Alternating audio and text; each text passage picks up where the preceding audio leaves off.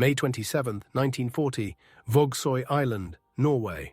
German soldiers positioned in defensive trenches watched in absolute confusion as a British officer emerged from the forest playing bagpipes. Not quietly, not cautiously, at full volume, marching toward them like he was leading a parade instead of attacking a fortified military position. The Germans thought it was a trick, some kind of British psychological warfare.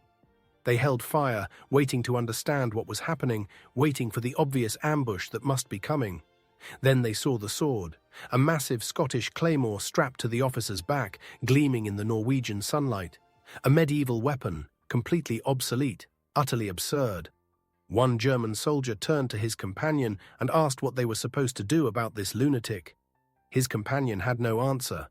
Their training had not covered enemy officers attacking with bagpipes and swords. The British officer Lieutenant Jack Churchill, though his men called him Mad Jack, stopped playing bagpipes about 50 yards from the German positions. He drew his sword with dramatic flourish, pointed it at the stunned Germans, and screamed a Highland war cry that echoed across the Norwegian landscape. Then he charged, straight at the German trenches, sword raised, bagpipes abandoned, but still echoing. Absolutely, completely, magnificently insane. Behind him, 30 British commandos followed, shooting modern weapons, providing actual combat effectiveness, while their commanding officer played at being a medieval knight. The Germans panicked. This wasn't normal warfare. This violated everything they understood about military tactics and rational human behavior. Some fired wildly, others dove for cover. Several simply stared in shock. Mad Jack reached the first trench, jumped down, and started fighting with his sword. Actual sword combat, in 1940, against soldiers with rifles. He survived. More than survived, he killed several Germans, captured others, helped secure the position, and later received a military cross for his actions. This was Jack Churchill's first major combat action of World War II. It would not be his last act of magnificent insanity. This is his story. John Malcolm Thorpe Fleming Churchill was born on September 16, 1906 in Hong Kong, where his father served in the British colonial civil service. He grew up in the privileged world of British colonial administrators, educated at expensive boarding schools, expected to become a proper English gentleman, contributing to the empire. Jack had other ideas. From childhood, he rejected boring, conventional, respectable life. He wanted adventure, excitement, drama. He wanted to live like the heroes in medieval legends and adventure novels he consumed obsessively. At age 10, he convinced his parents to let him take archery lessons. Not because archery was useful, this was 1916, firearms had made bows obsolete for centuries, but because medieval knights used bows and Jack Churchill wanted to be a medieval knight despite being born 600 years too late. He became exceptionally skilled. By age 15, he was winning archery competitions against adult competitors, demonstrating natural talent and obsessive dedication. Archery became his lifelong passion, though he would later find unexpected combat applications for this supposedly obsolete skill. Jack attended King William's College on the Isle of Man, then graduated from the Royal Military Academy Sandhurst in 1926. He was commissioned as a second lieutenant in the Manchester Regiment, beginning a conventional military career in the peacetime British Army. Peacetime military service was boring. Garrison duty, administrative work, parade ground drilling, everything Jack hated. He wanted action, combat, adventure, things the peacetime army didn't provide. In 1936, frustrated with military routine, Jack resigned his commission and moved to Nairobi, Kenya. He worked briefly as a newspaper editor, covering colonial politics and local news. But journalism was also boring, so he quit and became a male model and actor, appearing in several British films in minor roles. He was terrible at acting, but enjoyed the lifestyle. He traveled extensively, took up surfing, became one of Britain's first serious surfers, competed in surfing championships. He learned to ride motorcycles at dangerous speeds. He played bagpipes at parties, performances, anywhere people would listen. Bagpipes became his signature. He practiced obsessively, became highly skilled, played at competitions and public events. People found it strange bagpipes were Scottish tradition, and Jack was English, not particularly connected to Scottish culture. But Jack didn't care about convention. He liked bagpipes, so he played bagpipes. By 1939, Jack Churchill was 33 years old, living a bohemian lifestyle, modeling, acting, surfing, playing bagpipes, generally avoiding anything resembling conventional responsibility. His family was disappointed. His former military colleagues thought he had wasted his potential. Then Germany invaded Poland. Britain declared war. The military recalled former officers to service. Jack Churchill's opportunity for adventure had finally arrived. September 1939, Jack immediately rejoined the Manchester Regiment when Britain mobilized for war. He was 33 years old, older than most junior officers, but still physically fit and eager for combat. The army assigned him to officer training courses, updating his military skills for modern warfare. Jack attended obediently, but privately thought most modern military doctrine was boring. Tactics emphasized cover, suppressive fire, coordination sensible but lacking drama. Jack preferred the old ways: charging, close combat, personal courage over technical efficiency. He studied historical battles obsessively, particularly medieval combat, British commando raids from previous centuries, Highland warfare tactics from Scottish history. His fellow officers thought he was eccentric but harmless. The army had plenty of odd characters. Jack was strange but competent enough at his duties. As long as he followed orders and didn't cause problems, his peculiarities were tolerable. In April 1940, Germany invaded Norway. Britain sent expeditionary forces to support Norwegian resistance and secure strategic ports. Jack's unit deployed to Norway as part of this operation.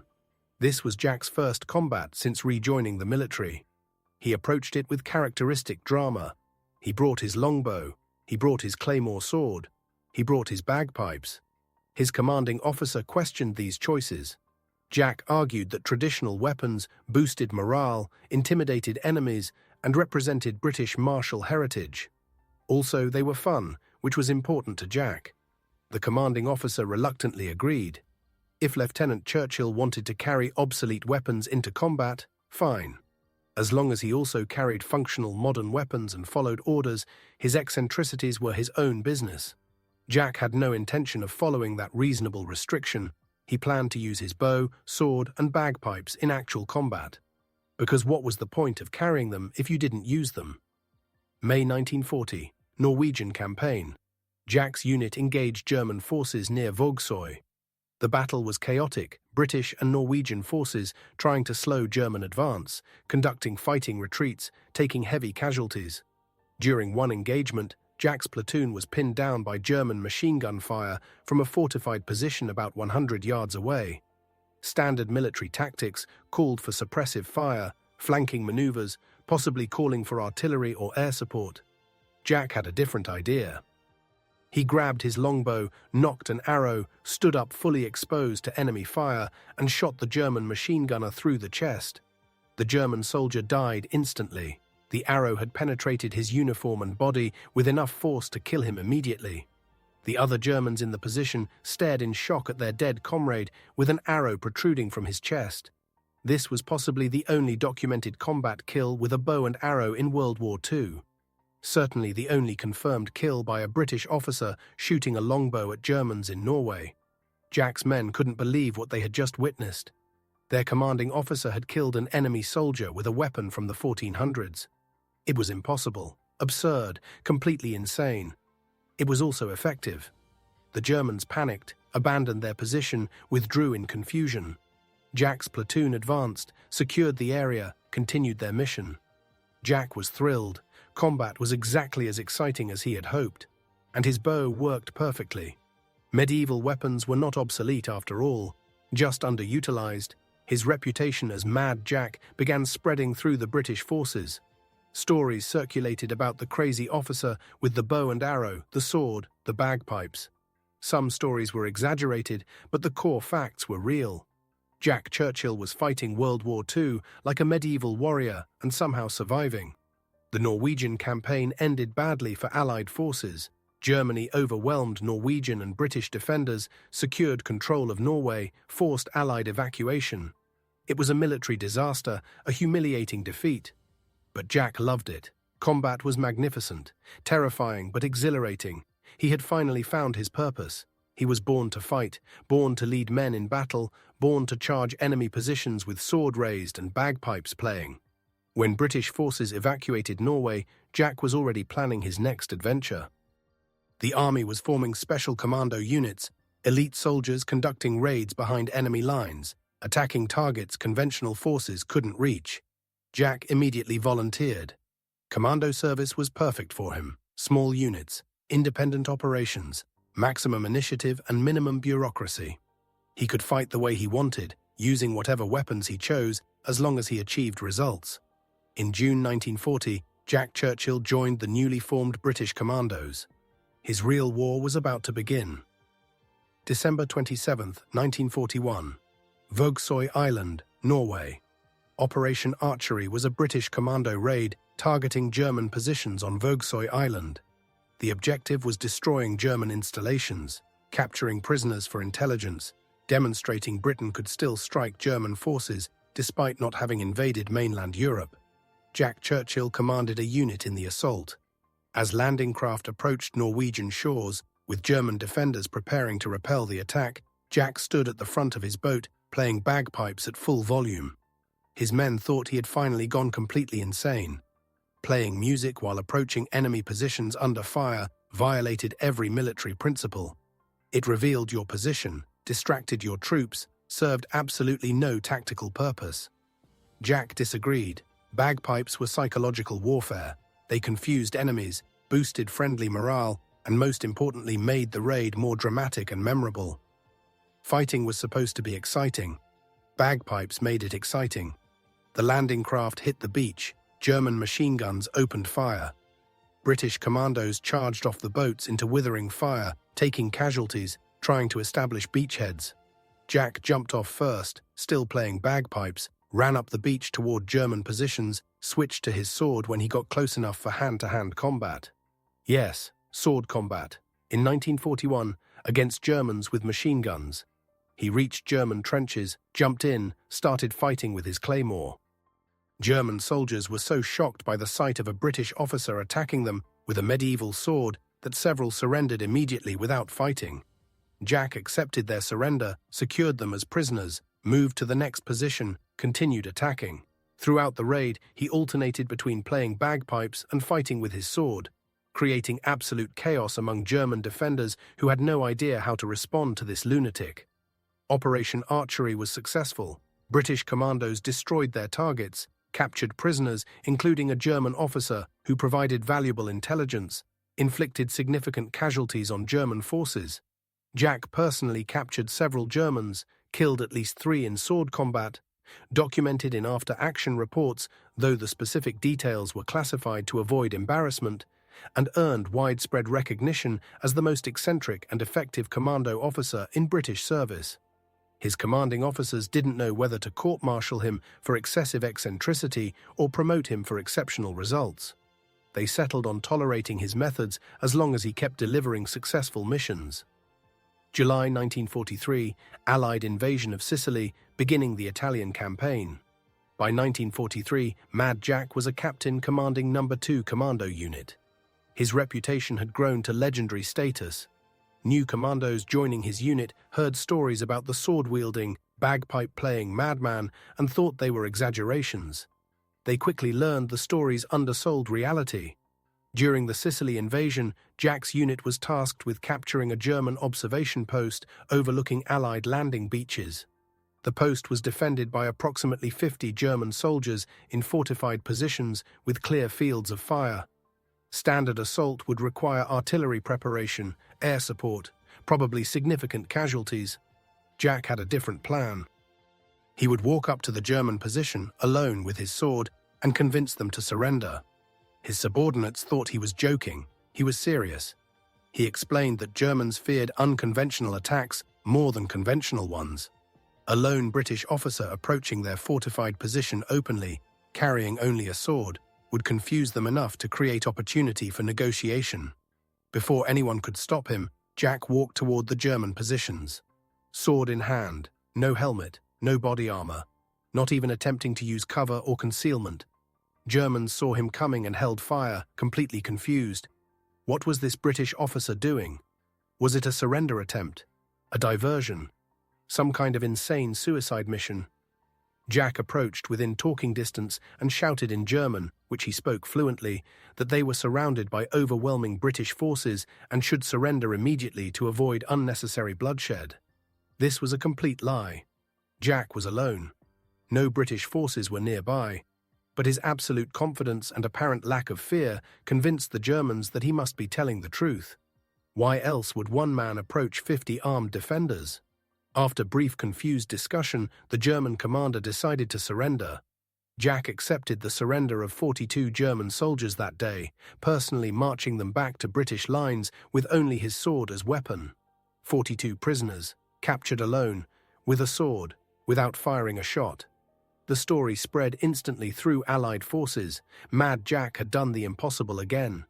His superiors didn't know whether to recommend him for decoration or psychiatric evaluation. They settled on both. May 1944, Yugoslavia. Jack's unit was conducting raids in Yugoslavia, supporting partisan forces fighting German occupation.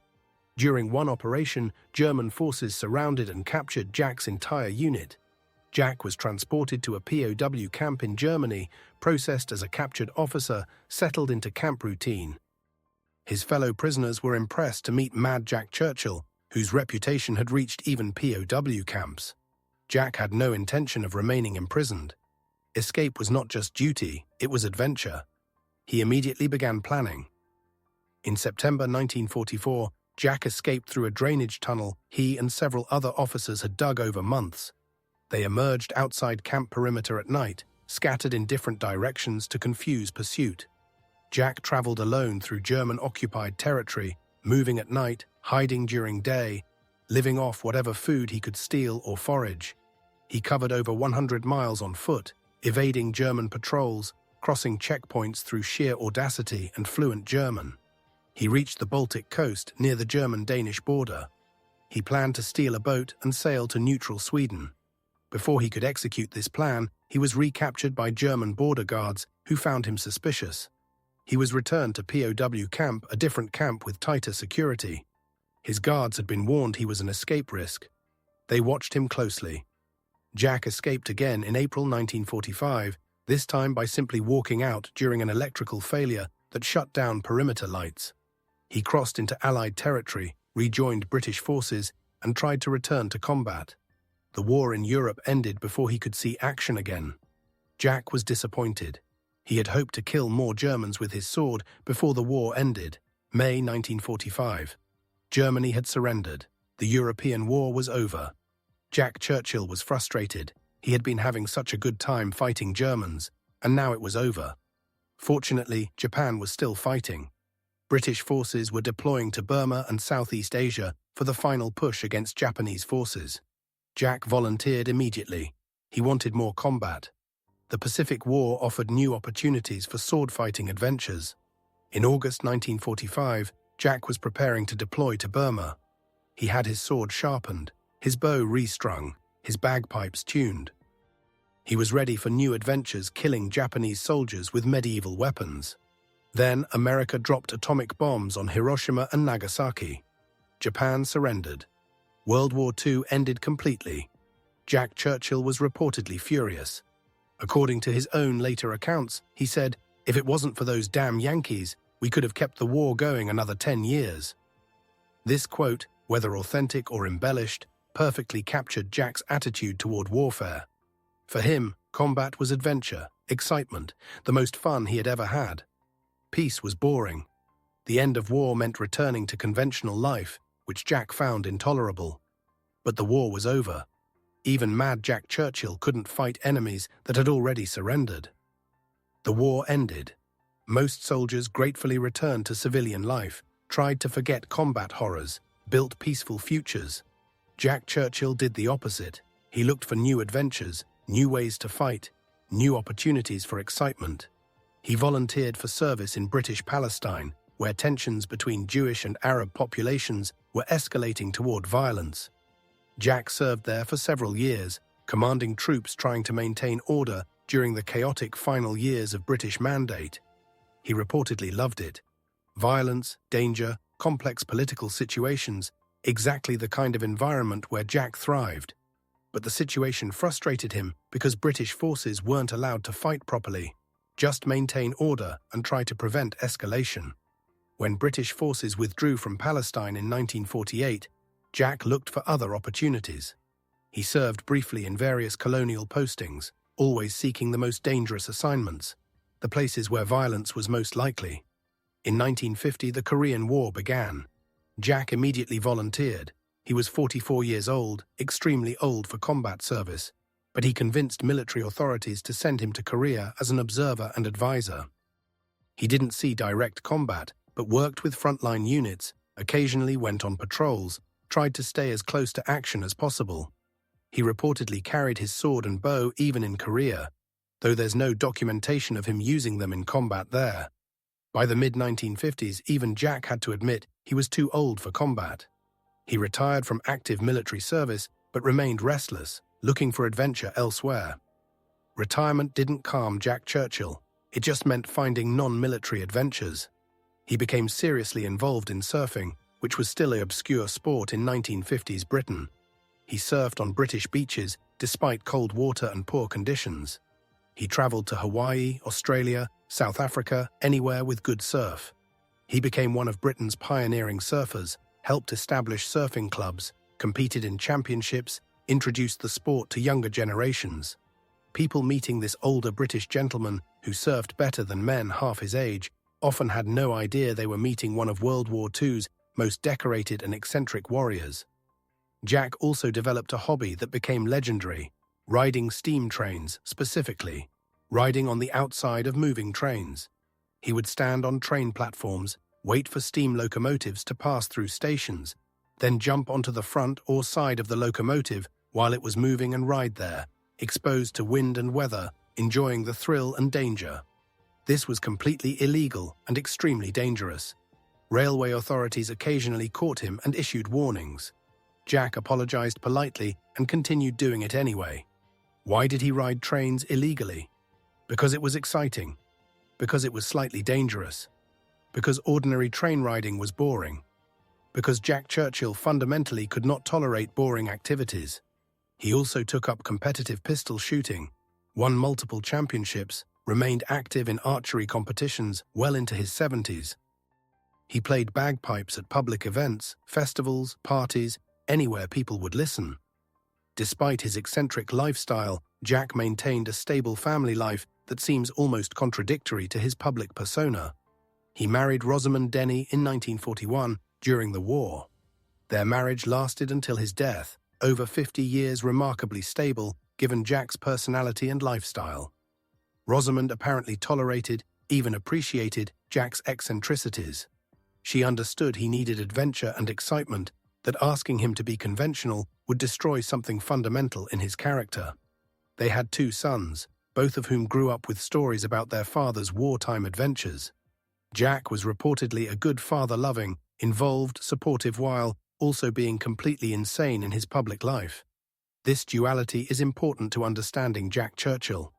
He wasn't just a madman, he was a complex person who could balance family responsibilities with dangerous adventures, could be loving husband and father, while also being the lunatic who charged machine guns with a sword.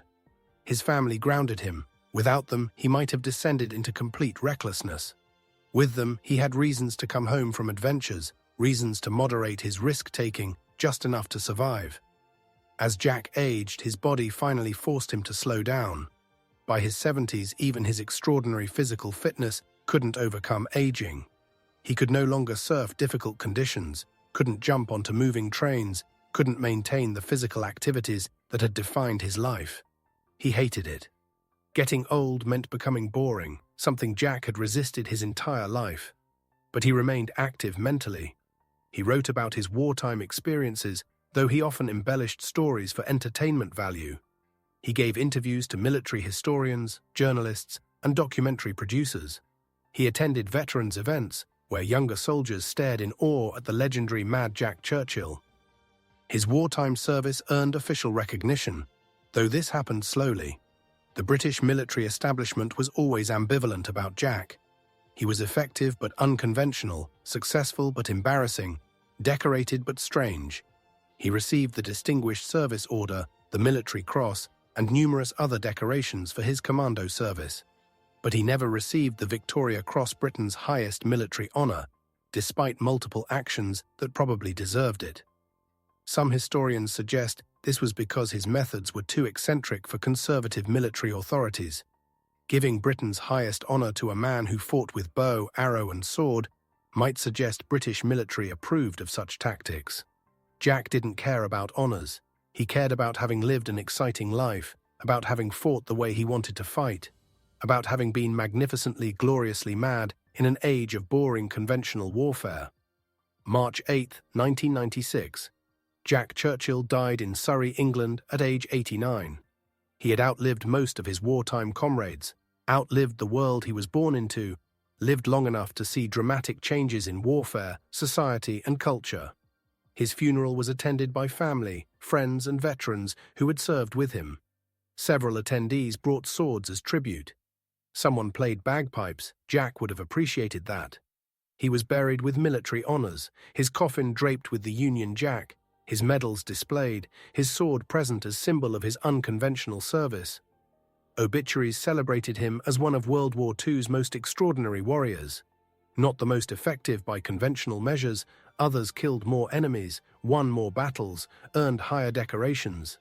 But Jack Churchill was unquestionably the most entertaining, eccentric, memorable warrior of the war. His story was so ridiculous it seemed fictional, yet every detail was documented, verified, real. After Jack's death, military psychologists and historians debated whether he was genuinely mentally ill or just extremely eccentric. Some argued he displayed symptoms consistent with personality disorders, excessive risk-taking, disregard for conventional norms, narcissistic need for attention and drama. By modern diagnostic standards, he might have been diagnosed with something. Others argued he was perfectly sane, just unconventional. His tactics were eccentric but effective. His survival suggests competence, not mental illness. Insane people don't repeatedly succeed at dangerous operations, they die. Perhaps the best explanation is that Jack Churchill was a man born in the wrong century. He would have fit perfectly in medieval times, when warriors charged into battle with swords, when personal courage mattered more than technical efficiency, when war was still adventure rather than industrial slaughter. Born in 1906, Jack found himself in an era of modern warfare: machine guns, artillery, aircraft, mass death. These weapons made traditional warrior virtues obsolete. Courage meant nothing against artillery shells. Swords couldn't compete with machine guns. But Jack refused to accept this. He insisted on fighting the old way, on bringing drama and personal combat to modern warfare. And remarkably, impossibly, he survived. Maybe that's not insanity.